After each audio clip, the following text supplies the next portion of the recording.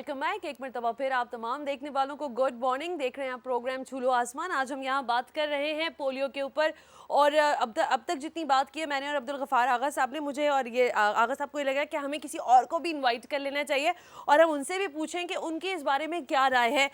गो के बड़ा जाना पहचाना नाम है और आप अक्सर उनको मुख्तलिफ हेल्थ प्रोग्राम्स में देखते होंगे। मैं तो अक्सर देखती ही रहती हूँ। प्रोफेसर इकबाल मेमन साहब, आप पीडियाट्रिक हैं। सर, आपको वेलकम करती हूँ शो के अंदर। Thank you very much and good morning. वालेकुम अस्सलाम। इकबाल साहब, हम लोग, मैं और आगा साहब तो काफ़ी देर से लोगों को समझाने की कोशिश कर रहे हैं कि देखिए पोलियो की जो वैक्सीनेशन आपको डोर स्टेप पे मिलती है आपकी, तो प्लीज़ उसको अवेल कर लें। ऐसा ना हो कि वक्त हाथ से निकल जाए और आप एक मरतबा फिर पछताते रहें। व्हाट डू यू से? मैं तो मेमन हूँ ना तो ये कहूँगा कि भाई जो चीज़ सेहत के लिए, अपने बच्चों के लिए और एक बहुत ही खबीस बीमारी से बचा सकती है हमारे बच्चों को और हमारी कौम को, उसको तो लपक के लेना चाहिए। ये तो आपको घर पे दे रहे हैं, अगर घर पे ना दे तो हमें सेंटर्स पे जाना चाहिए और हासिल करना चाहिए। अपने डॉक्टरों के पास चले जाएं, अपने फिजिशियंस के पास चले जाएं, अपने जनरल प्रैक्टिशनर के पास चले जाएं, उनसे कचरे पिलवाएं अपने बच्चे को। अगर जो लोग टीमें आती हैं, आपको किसी भी वजह से खदशा है, उसूलन नहीं होना चाहिए, मगर किसी वजह तो भी आप अपने डॉक्टर के पास चले जाएं। मगर इन मुहिमों के दौरान अपने बच्चे को कतरे पिलाने से आप अपने बच्चे के दिफाई निज़ाम को मज़ीद मुकम्मल करते हैं, मज़ीद मजबूत करते हैं। वो इसी तरह जैसे अब ये बारिशों का ज़माना है और हमारी जो नहरें वगैरह बह रही है ना, उनके बंद मजबूत किए जा रहे थे इस बारिशों से पहले, ये हर साल किए जाते हैं। तो ये बंद मजबूत करना है बीमारी के खिलाफ। अगर आपके बच्चे को कतरे पिलाए गए हैं तो इजाफी कतरे उनका बंद मजबूत करते हैं, बीमारी के खिलाफ मुदाफ़ती निज़ाम को मजबूत करते हैं, और आप ज़रूर इस्तेमाल करें। लेकिन इकबाल मेमन साहब, एक मसला जो अभी तक हम सुबह से डिस्कस कर रहे हैं, वैसे मोस्टली यही एक प्रॉब्लम है इससे रिलेटेड, यानी वैक्सीनेशन से रिलेटेड मिथ्स बहुत हैं।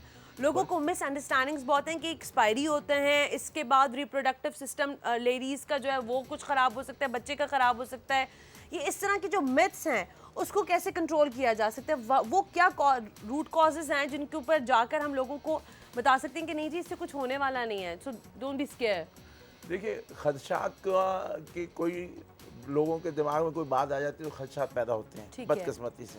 और इस सिलसिले में एक ऐसी चीज़ है जिसकी मैं तो 40 साल से ये प्रैक्टिस करता हूँ और बच्चों के वैक्सीन के सिलसिले में शामिल रहा हूँ, देता भी हूँ, अपने आप को भी पिलाता हूँ और अपने बच्चों को भी पिलाता हूँ, जो मरीज़ है उनको भी पिलाता हूँ, अपने हाथों से पिलाता हूँ। क्यों? कि मुझे मालूम है कि ये चीज़, इसके अंदर कोई खदशा, कोई नुकसान, कोई बात नहीं है।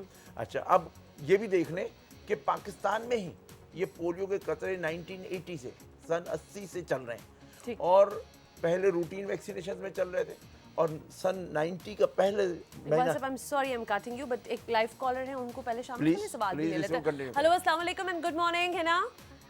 हेलो रुबीना। हेलो, अस्सलाम वालेकुम रुबीना, गुड मॉर्निंग। वालेकुम सलाम। वो मुझे आगा साहब से बात करनी थी प्लीज। जल्दी कर लें, बहुत जल्दी में। वालेकुम आगा साहब। वालेकुम सलाम बेटे। आगा साहब, मुझे उसके बारे में पता करना था, मौजूद से हटके थोड़ा सा। तो ये कि उसके सौंफ के पौधे के बारे में बताया था ना आपने। जी। तो पौधा तो अवेलेबल नहीं है कहीं से भी, तो इससे पूछना था कि भाई सूखे में जो उसके फूल मिलते हैं वो यूज़ कर सकते हैं? अच्छा बेटे, मैं भी जवाब देता हूँ। अच्छा ठीक है, आगा साहब से पूछ लेते हैं। ठीक है रुबीना, थैंक यू। मंजन का भी बताया था ना आपने दांतों के लिए। जी। तो उसका भी थोड़ा प्लीज रिपीट कर दिया, थोड़ा मिस हो गया मुझसे। जी बेटे। ठीक है Rubina, thank you very much. जी आगा साहब। दो चीज़ें बेटे, सौंफ के ताज़ा फूल की बात थी। अच्छा। और इस हवाले से मेरे पास बहुत बड़ी रिसर्च मौजूद है कि सौंफ का फूल पीले रंग का होता है। ताज़ा फूल ये आमतौर पे अक्टूबर नवंबर में पाकिस्तान में उगता है। उसका एक फूल निकाल कर रात को सोते वक्त पानी में डाल दें, सुबह नहार मुँह वो पानी फूल समेत पी लें। अच्छा। मुझे याद है कि हम TV1 पर ही बैठे हुए थे तो कई 3 कॉल्स तो अभी तक आ चुके हैं कि जी आंखों में बहुत ज़्यादा फ़र्क पड़ गया, तमाम चीज़ें ठीक हो गई। और ये तमाम चीज़ें वो हैं जो जिसमें किसी भी किस्म का कोई नुकसान, कोई साइड इफेक्ट नहीं है। जो मंजन की बात आप कर रही हैं बेटे, वो इस तरह है कि मैंने कहा था पाए पकाएं सबको खिलाएं। उसकी हड्डियां जो बच जाएं, उन हड्डियों को कोयले में जला लें, बिल्कुल बारीक पीस लें। अगर इस पिसी हुई जो कोयले की मकदार है, अगर ये 500 ग्राम है तो इसमें 50 ग्राम लौंग का पाउडर डाल लें और 25 ग्राम मीठा सोडा डाल लें।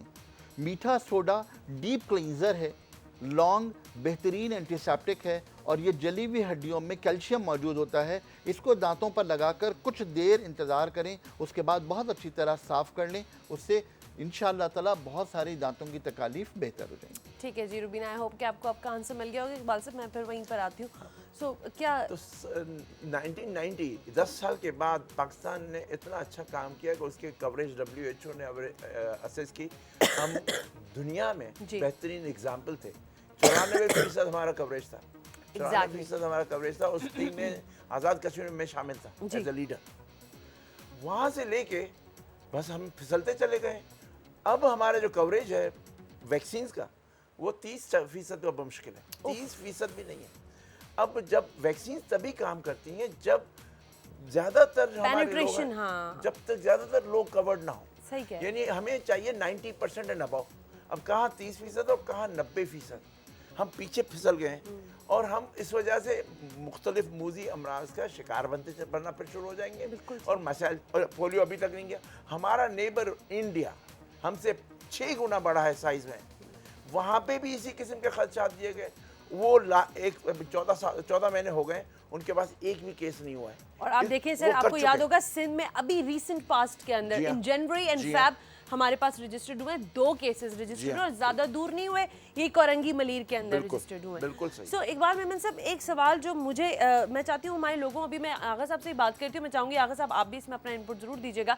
जो हमारे कजन मैरिजेस हैं, is this the only cause to the polio और the others? No, absolute no. Okay. कोई कजन मैरिजेस किसी भी फैमिलीज में कहीं पे भी, इतनी मुस्लिम कंट्रीज हैं, अगर ऐसा जरूरत बात होती तो इंडोनेशिया में भी पोलियो होता, ठीक। फिर मलेशिया में भी होता, इंडिया में भी होता। इंडिया में बहुत बड़ी पॉपुलेशन है मुसलमानों की और कजन मैरिजेस वहाँ पे भी आम है। तो नहीं, पोलियो का उससे कोई सरोकार नहीं है। पोलियो एक वायरस है Okay. जो पानी और फुजला के जरिए आपके जिस्म में जाता है, हाथों के साथ, पानी या ग़िज़ा के साथ जी। हाथों के साथ मुंह में जाता है।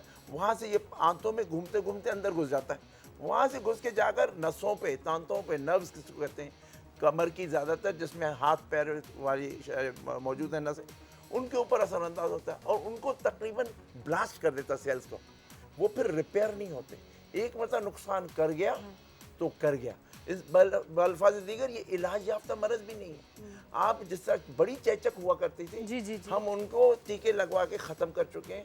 इसको भी टीके दे के, कतरे दे के हम ख़त्म कर सकते हैं। और हमारे पास पूरी दुनिया का मिसाल मौजूद है। न सिर्फ ये, पाकिस्तान में भी ये मिसाल मौजूद है कि कहाँ पे लाखों केस हर साल होते थे, कहीं जाकर अब 100-200 पे बचे, वो भी नहीं होने चाहिए। बिल्कुल क्यों हो चुके एक केस के लिए बाकी हमारी कम्युनिटी में ऐसे केस हैं जो नज़र नहीं आ रहे हैं, यानी उनमें पैरालिसिस नहीं हुई है। हाँ। तो आपको ये कंटेन करने की अशद ज़रूरत है। मरज़ इससे ख़त्म किया जा सकता है। हमारी कोशिश और काविश की ज़रूरत है।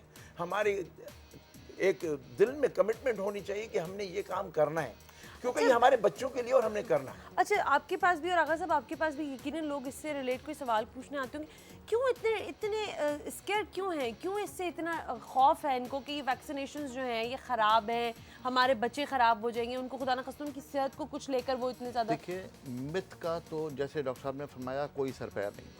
बहुत यानी जो लोग नहीं, अक्लमंदी लोगों का का एक्यूरेट क्वेश्चन आप लोगों से कुछ होता है कि नहीं, जी नहीं, मैं देखिए, वैक्सीनेशन अपने नहीं, बच्चे को नहीं, ये नहीं नहीं। पिला, इसलिए नहीं पिला। नहीं, एक्यूरेट क्वेश्चन जो है ना, वो कभी भी हम उसके पास नहीं जाते जो बंदा इसका वो है, अहल है कि उसका जवाब दे सके। डॉक्टर साहब ने जो अभी जवाब दिया, मेरा ख्याल है उससे पहले मैं भी ये जवाब दे चुका था, बहुत प्रॉपर जवाब है कि ये वैक्सीन पाकिस्तान में 1980 से पिलाई जा रही है। अगर जो मिथ्स आज कहे जाते हैं कि ऐसा होता तो ये पिलाओगे तो ये होगा, तो जो होना होता वो आज तक हो चुका होता।